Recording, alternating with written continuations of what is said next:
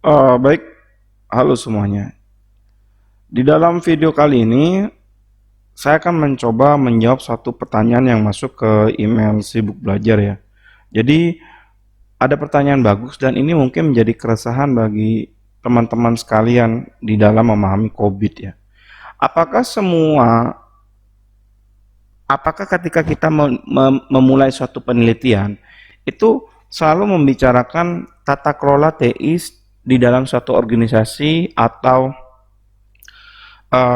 lembaga atau perusahaan secara keseluruhan.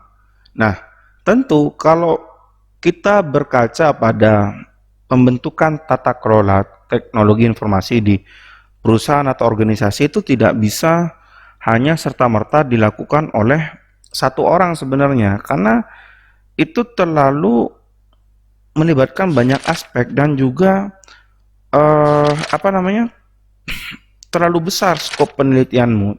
Jadi mau berapa lama kamu akan bisa membuat dan menyusun secara keseluruhan dari apa namanya, seluruh modul yang ada di dalam tata kelola itu. Karena penyusunan tata kelola itu harus melibatkan, seharusnya ya, melibatkan BOD atau Dewan Direksi atau pimpinan tertinggi di organisasi tersebut. Mengapa? Karena kita akan berbicara tentang kebijakan, tentang bagaimana strategi perusahaan ke depan, sehingga kalau itu hanya level manager tanpa merendahkan eh, posisi manager, itu masih masih rentan untuk bisa berubah di dalam waktu yang dekat gitu loh. Padahal kita maunya menyusun tata kelola itu untuk jangka panjang, karena investasi yang diberikan, waktu yang dibutuhkan, SDM yang sudah dilatih sedemikian rupa sehingga tata kelola itu memang benar-benar menghasilkan suatu produk yang akan dipakai sebagai guideline perusahaan ke depan. Lalu ada pertanyaan, bagaimana kalau misalkan saya langsung mengambil salah satu eh, apa namanya, salah satu domain di dalam COVID 2019 itu. Nah, kemarin yang masuk adalah domain APO 12. APO 12 itu adalah manage risk atau bagaimana kita memanajemen risiko-risiko yang kemudian muncul di dalam pengimplementasian suatu hal. Oke, kita ambil contoh di sini untuk manage risk. Nah, manage risk ini apa? Manage risk ini adalah bagaimana kita mengatur risiko yang muncul ketika kita mengimplementasikan suatu sistem atau aplikasi atau penyesuaian baru dari sebuah regulasi yang dimunculkan. Misalkan di kalangan pemerintah daerah sekarang kan sudah beralih menggunakan tanda tangan elektronik. Nah, itu bisa menjadi enabler atau menjadi driver di dalam organisasi kalian untuk bisa memenuhi memenuhi unsur mengapa kalian butuh suatu guideline, meskipun tidak selalu semuanya bentuknya tata kelola tadi. Nah, kita ambil contoh di salah satu domainnya yang masuk ke email itu adalah APO 12 atau manage risk.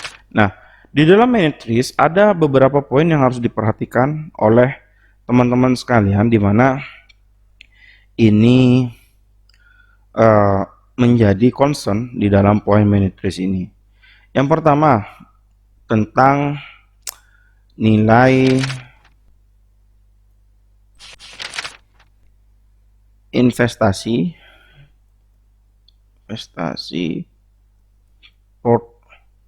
portfolio yang dihasilkan dan pengawasan pengawasan. Nah, poin yang pertama adalah bagaimana kita bisa memanage investasi ini dengan investasi di bidang IT, maksudnya dengan tadi penyesuaian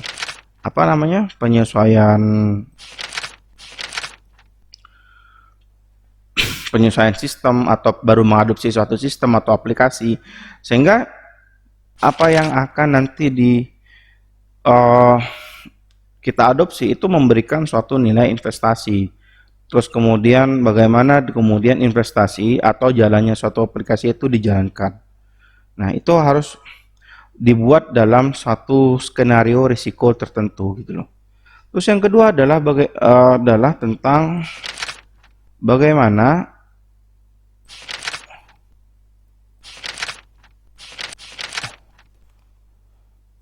life cycle dari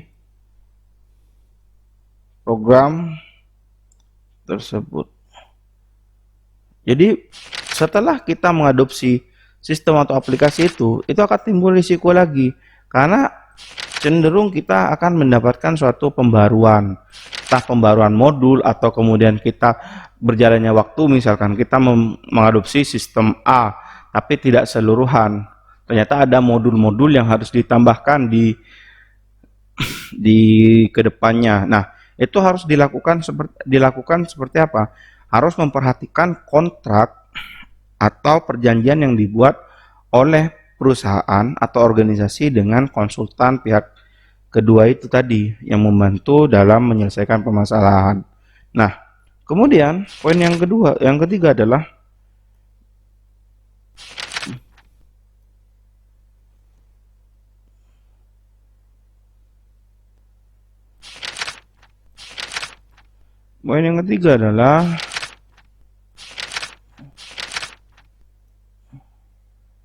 biaya yang dikeluarkan.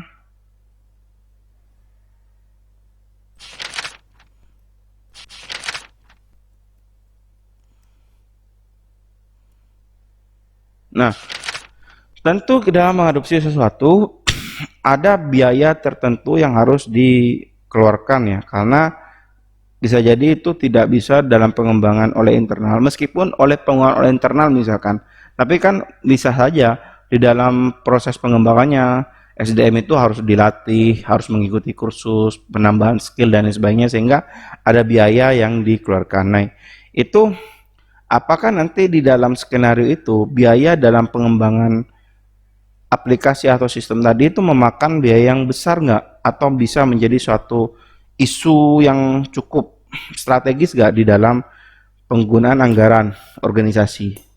Oke ya. Lalu yang kedua adalah yang keempat, sorry. Gua copy aja ya, jadi biar gampang. Yang keempat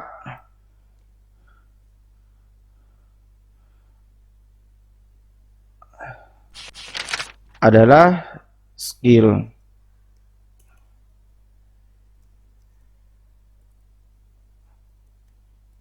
Nah, skill dan keahlian ini juga harus diperhatikan dari SDM kita. Jangan-jangan kita mengadopsi suatu aplikasi yang cukup canggih, namun ternyata SDM di kantor atau di perusahaan kita tidak dapat memenuhi kualifikasi dalam menggunakan aplikasi tersebut, maka otomatis nanti akan menambah biaya lagi di awal. Kemudian tentang ya arsitektur dalam aplikasi.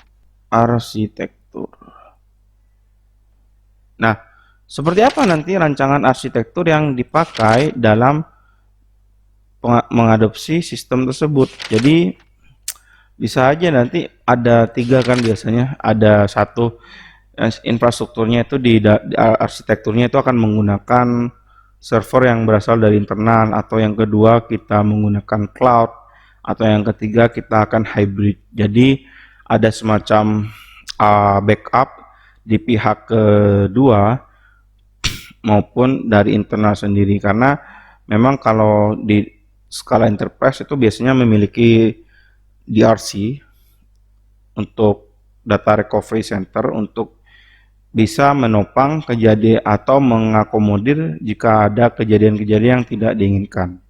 Kemudian yang ke-6, 1,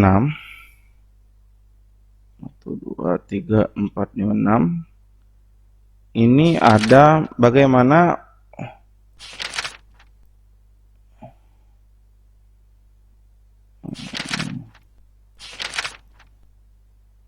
kita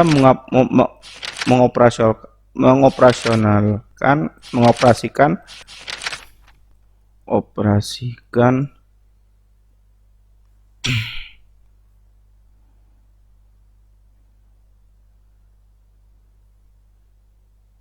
infrastruktur dan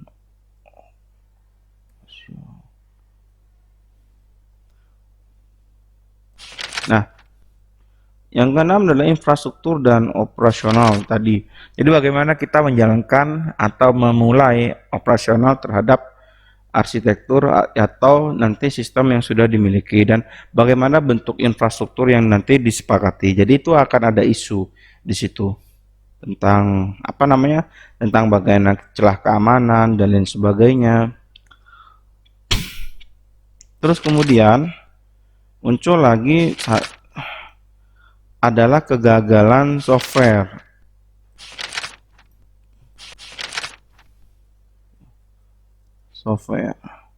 Nah, untuk perusahaan-perusahaan yang sudah mature, artinya seluruh proses itu di maintain dengan menggunakan IT system, maka harus ada skenario bila mana aplikasi atau server itu mengalami down. Nah, berapa lama waktu yang ditolerin untuk bisa langsung up dan bisa melakukan backup terhadap apa yang terjadi.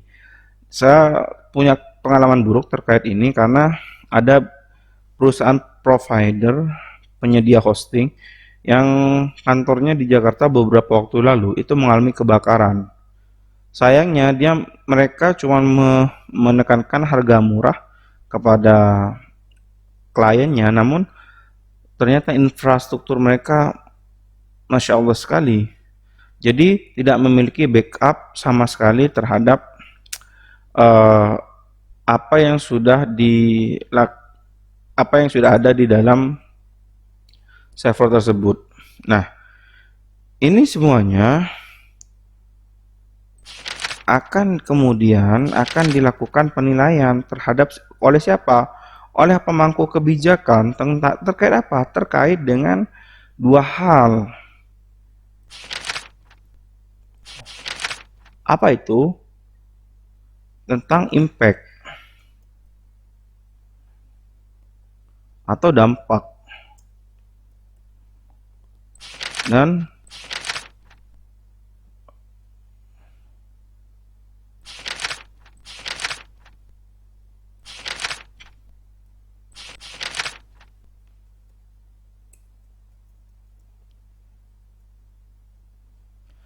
juga kedua adalah kemungkinan terjadinya dari poin-poin yang tadi, gitu loh. Jadi apakah nanti kita misalkan di dalam adopsi ini biaya IT itu akan bisa apakah perusahaan atau organisasi Anda bisa membackup seluruh biaya dalam adopsi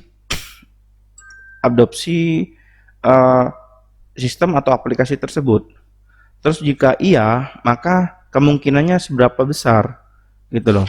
Kemudian kan terjadi jika misalkan anggaran tersebut tidak tersedia, dan ini adalah proyek multi years atau menahun gitu loh. Tidak hanya selesai di tahun pertama, tapi juga ada tahun kedua dan tahun ketiga sesuai dengan rencana strategis perusahaan. Nah, apakah nanti tidak ada kegagalan di dalam hal pembayaran misalkan, atau nanti pembiayaan dan lain sebagainya? Maka itu juga harus diperhatikan. Maka disiapkan SOP, disiapkan kemudian bagaimana langkah dan prosedur yang bisa mengakomodir kemungkinan ini. Terus kemudian juga di dalam skill dan keahlian juga harus memperhitungkan bagaimana misalkan kita membuat skenario untuk kontrak terhadap pegawai-pegawai yang sudah diikutkan pelatihan untuk tidak bisa keluar di dalam jangka waktu tertentu, atau ada skema pengembalian uang pelatihan, sehingga nanti semua risiko-risiko ini semuanya sudah dapat ditangani gitu loh. Jadi kegagalan software dan infrastruktur lain sebagainya itu bisa ditangani lebih awal sedini mungkin, sehingga perusahaan dalam mengadopsi apa namanya aplikasi itu tidak mengalami kegagalan. Nah, itu adalah contoh bagaimana kita mengambil satu domain saja yang berkaitan dengan eh, infrastruktur teknologi informasi. Jadi nggak harus seluruh seluruh domain kalian harus perhitungkan. Bisa ditentukan dulu nanti kira-kira tentang apa. Misalkan kita mau adopsi aplikasi. Nah, itu bisa diambil dari bagaimana kita menghitung profil risiko, bagaimana kita melakukan manajemen terhadap data yang dihasilkan dan disimpan oleh aplikasi. Terus bagaimana kira-kira tanggapan dari dewan direksi terhadap aplikasi tersebut selama 5 tahun ke depan. Jadi itu masuk ke dalam EDM 03. Kalau tadi ada manage data, BAI berapa tuh lupa saya, dan ini APO 12, manage risiko. Jadi tidak harus melulu selalu tentang tata kelola, dan tata kelola, karena jujur aja itu nggak akan selesai dalam 1 tahun sebenarnya tata kelola itu jika kamu hanya mengerjakannya seorang diri, dan kamu juga bukan orang yang memiliki apa ya namanya ya, jabatan atau cuma hanya staf biasa di perusahaan tersebut gitu loh. Jadi ambil yang pasti-pasti aja untuk bisa memastikan bahwa pekerjaan dan penelitian kamu selesai. Kira-kira begitu. Oke, thanks for watching. Itu aja untuk video kali ini.